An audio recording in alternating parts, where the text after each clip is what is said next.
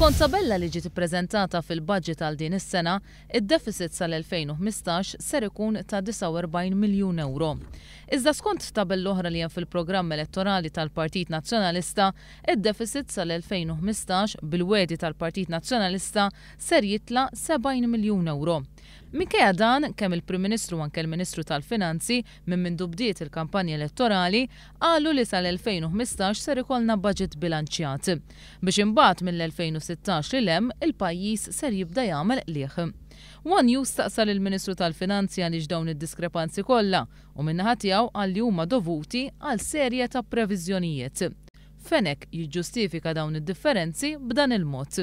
Mela l-ewwel għandna deficit ta' 49 miljun fil-budget sewwa fl-2015, meta issa fil-kampanja elettorali bdejtu tajdu li se jiġi bilanċjat.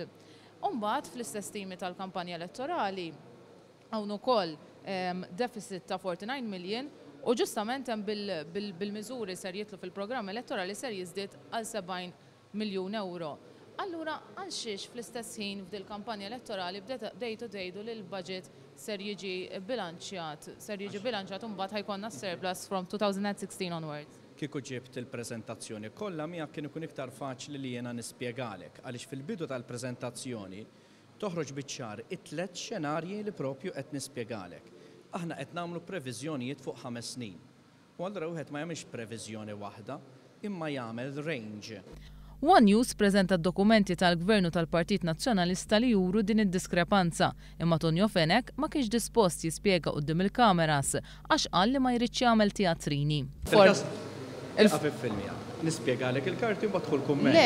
Mhux se nagħmel teatrini. Le, mhux m'hemmx permettili, jekk ġas kemm tispjegali ħaġa, ta' jekk tispjegalek it-fil-kamera. Le, għax ġas. Le, mhux teatrini, bis-serjetà biex